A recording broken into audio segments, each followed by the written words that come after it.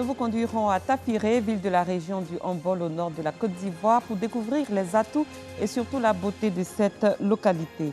La directrice du Fonds des Nations Unies pour l'enfance, UNICEF, Henrietta Fore, a décidé de démissionner de ses fonctions pour raisons personnelles. Bonsoir, bienvenue dans le 19h. Mettons le cap sur le nord du pays, précisément Tafiré dans la région du Ombol. Tafiré, qui signifie terre blanche en langue tagbana, bénéficie de 6 km de bitume qui donne fière allure à cette localité. Une allure entretenue par les autorités municipales avec un budget de plus de 30 millions de nos francs. Ce soir, notre reporter Bintou Pekele nous fait découvrir les atouts et la beauté de Tafiré dans ce reportage que je vous invite à suivre.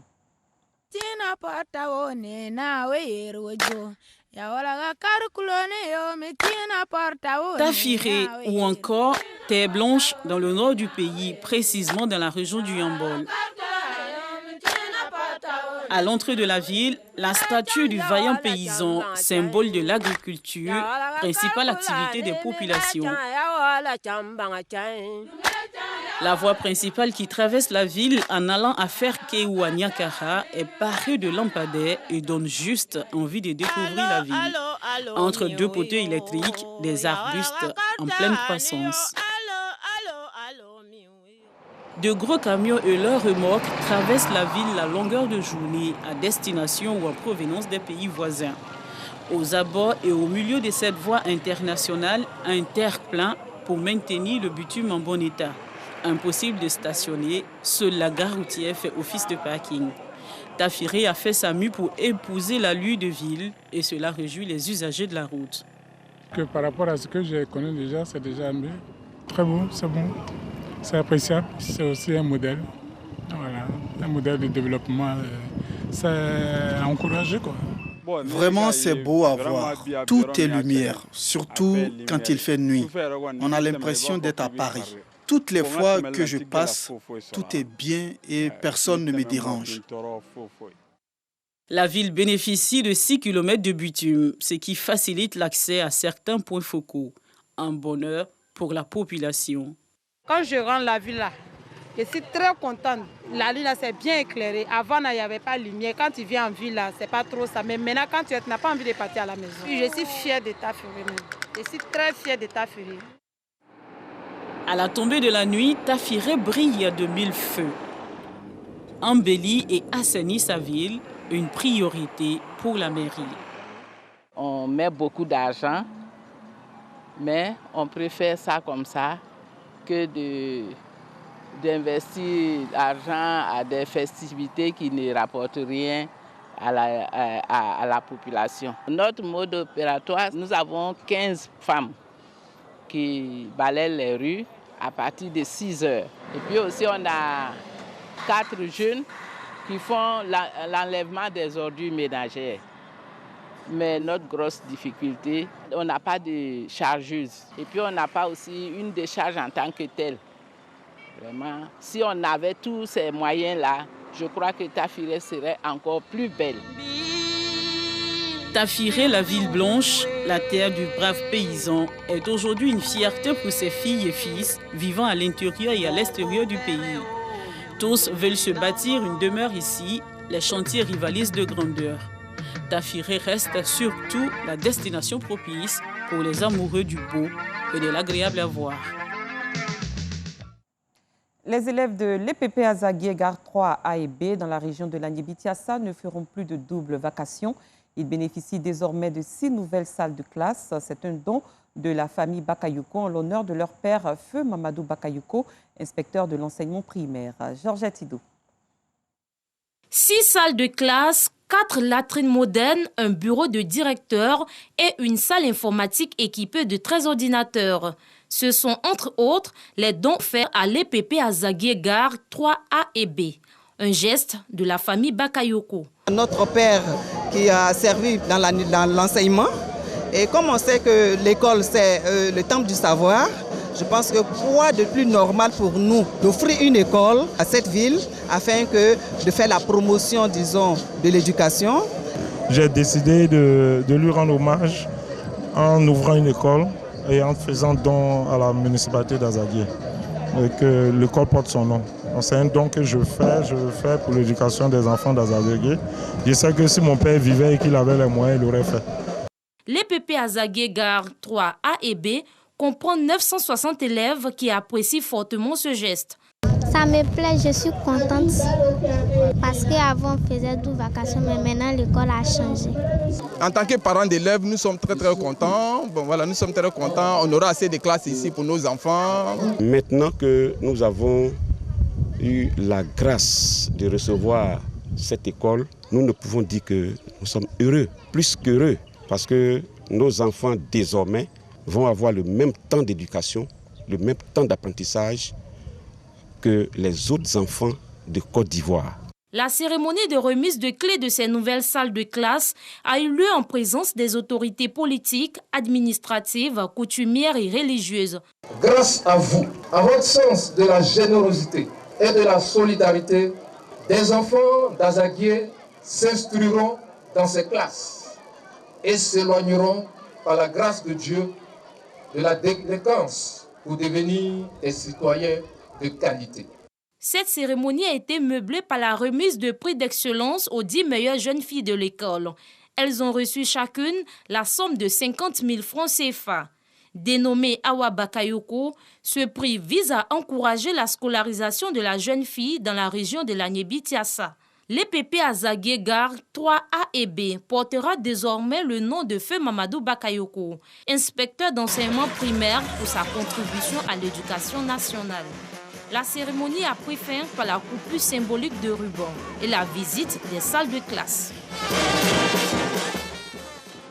Un mot de culture, les amoureux de l'art se sont retrouvés aux deux plateaux dans la commune de Cocody pour contempler les œuvres du photographe Retrocab. Une exposition de photos qui est aussi un moyen pour cet artiste de partager sa passion avec le public. Joël Gossi. Amoureux de la photographie ancienne, ce jeune Ivoirien Malik Kaboré alias Retrocab, dans l'exposition de ses œuvres, a voulu montrer aux amoureux de l'art que la photographie est aussi un moyen d'expression. Partant de l'époque à celle de maintenant, Retrocab a montré l'évolution de la vie photographique, c'est-à-dire les appareils et les images. Pour lui, être photographe est une passion. Je prends mon inspiration de tout et n'importe quoi, c'est-à-dire que quand je voyage avec ma mère à l'intérieur du pays ou bien quand je suis en déplacement même à l'extérieur du pays, il y a presque tout ce qui m'entoure m'inspire. Enfin, je me disais que les gens n'allaient pas forcément super bien réagir, surtout que c'est une première exposition et tout, et que ça fait seulement 1 an que je fais de la photographie. Donc j'avais un peu de pression, mais comme il y a vraiment des bons retours et tout, ça m'encourage. Les amoureux de l'art et de la photographie ont loué les talents de ce jeune photographe de 21 ans. Ce qu'il produit est assez neuf, il y a de l'originalité. On voit qu'il y a 2 styles assez marqués, celui sur la saturation des couleurs qui est très intéressant. Et puis j'aime beaucoup les œuvres qui sont de l'ordre du reflet. Il aime beaucoup travailler dans les reflets d'eau, de cours d'eau ou de mares. Et j'avoue que c'est aussi extrêmement intéressant. Nous avons besoin de tout pour construire le monde. Nous avons besoin des ingénieurs pour tracer des routes, des médecins pour assurer la santé, des sportifs pour relever le flambeau de la Côte d'Ivoire sur la scène internationale. Nous avons besoin des artistes de valeur pour interroger notre être, interroger notre avenir et puis en même temps montrer aussi que la culture peut être source de création de richesses. Rappelons que Malik Kaboré alias Retrocab est diplômé en pharmacie et il est l'arrière-petit-fils de l'un des premiers photographes de Côte d'Ivoire, Petrus, qui est aussi le père de la grande chancelière Henriette Dagri Diabaté. L'Aïd el-Fitr ou la Tabaski 2021 seront célébrés le mardi 20 juillet. L'information a été donnée aujourd'hui par les responsables du Conseil supérieur des imams des mosquées et des affaires islamiques en Côte d'Ivoire, COSIM, et le Conseil des imams sunnites en Côte d'Ivoire, AMSI CODIS. La fête du sacrifice du mouton, c'est donc dans une semaine. On les écoute. Le Conseil supérieur des imams des mosquées et des affaires islamiques en Côte d'Ivoire, COSIM, et l'AMSI CODIS informent la communauté musulmane que la station d'Arafat à la Mecque aura lieu, Inch'Allah, le lundi 19 juillet 2021. Par conséquent, la fête de la Tabaski aura lieu en Côte d'Ivoire, Inch'Allah, le mardi 20 juillet 2021. Les imams souhaitent bonne fête de Tabaski à toutes et à tous. Nye kibaroye kabwanya limami tomba fla yoro Côte d'Ivoire Kozim ani Amsi Kodis. Koka silama bela jeni lalonia kafo Arafa. Bena ben teneloma je kalo teleta ani konondo 2021 la kolado. Nala sonama Seriba. Obena ben taratama je kalo tele munga 2021 la. Limamume Allah subhanahu wa ta'ala dalla ka seli heresha ala mokela. En raison de la crise sanitaire liée au coronavirus, la deuxième édition du concours de mémorisation, de récitation et de psalmodie du Saint-Coran s'est tenue à distance pendant le mois de Ramadan 1442 Hégire. La Côte d'Ivoire, qui figure parmi les 34 pays africains membres de la Fondation Mohamed VI des oulémas africains, a présenté 3 candidats à ce concours. Tous ont été récompensés à Dakar, capitale du Sénégal, comme nous l'explique Paga Sorokone de Madongui. Dakar, capitale du Sénégal, Institut islamique. C'est ici que responsable et membre de la Fondation Mohamed VI des oulémas africains, mais aussi lauréat du concours de mémorisation, des récitations et des psalmodies du Saint-Coran, se sont donné rendez-vous. Ce concours, initié par la Fondation Mohamed VI des oulémas africains, avec à sa tête le roi du Maroc, Sa Majesté Mohamed VI, vise à encourager les jeunes musulmans des 34 pays membres de la Fondation à s'intéresser davantage à la lecture et à l'apprentissage du noble Coran. Cela en vue de leur permettre de mieux pratiquer leur religion. Le Saint-Coran est pour les musulmans et c'est le livre sacré. Et le porter à une sacralité telle fait partie de la religion elle-même. Donc le fait d'encourager les musulmans à mémoriser le Saint-Coran par la psalmodie et par la récitation est un des objectifs de nos sections en Afrique. Parmi les pays qui ont participé à ce concours, la Côte d'Ivoire, représentée à cette cérémonie de distinction par le président du Conseil supérieur des imams, des mosquées des affaires islamiques, COSIM, et par le président de la Fondation Mohamed VI des oulémas africains, section Côte d'Ivoire. Les jeunes gens qui ont participé à cette cérémonie, ils se sont tellement donnés qu'aujourd'hui, on constate que le Coran est fêté ici à Dakar. Quand tu aimes le Coran, tu incites tes enfants à lire le Coran. Le Coran est le socle de l'islam. Le Coran est la base de la civilisation musulmane. Et le Coran est l'instrument d'adoration de Dieu. Donc le Coran est au centre de la vie du musulman. Et nous sommes donc fiers de participer à cette cérémonie de reconnaissance du mérite. Et cette cérémonie qui rehausse, n'est-ce pas, l'unité de la communauté musulmane en Afrique.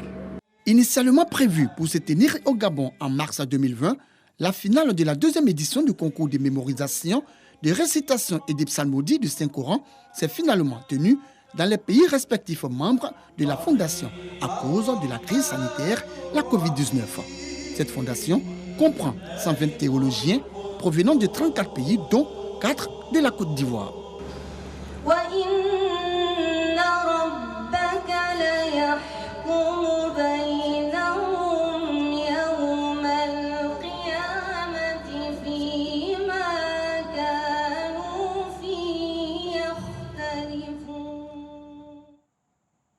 Nous restons hors de la Côte d'Ivoire. 45 personnes ont déjà trouvé la mort dans les violences déclenchées en Afrique du Sud par l'incarcération de l'ex-président Jacob Zuma, dont beaucoup dans des bousculades. 26 morts dans la province du KwaZulu-Natal à l'est, où les premiers incidents ont éclaté vendredi, et 19 autres dans l'agglomération de Johannesburg. En dépit de l'appel au calme des autorités et du déploiement des militaires décidé la veille par le président Cyril Ramaphosa, des milliers de Sud-Africains ont contribué à affluer pour voler hangars et magasins, notamment à Durban, grande ville portuaire sur l'océan Indien. Au moins 60 personnes ont péri dans le terrible incendie qui a ravagé lundi soir l'unité Covid de l'hôpital de Nasiriyah en Irak.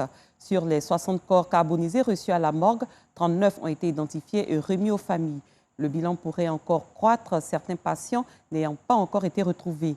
L'incendie aurait été causé par l'explosion de bouteilles d'oxygène.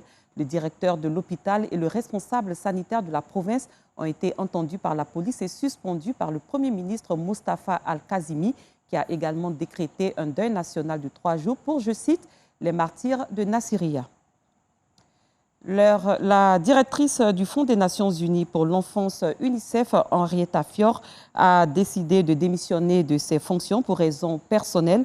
Elle a informé de sa décision le secrétaire général de l'ONU, Antonio Guterres, en expliquant vouloir se consacrer à un problème de santé touchant un membre de sa famille.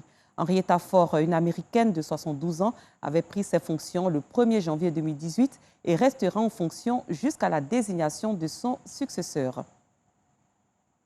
Fin de cette édition. Merci de l'avoir suivi. Très bonne soirée. À très bientôt.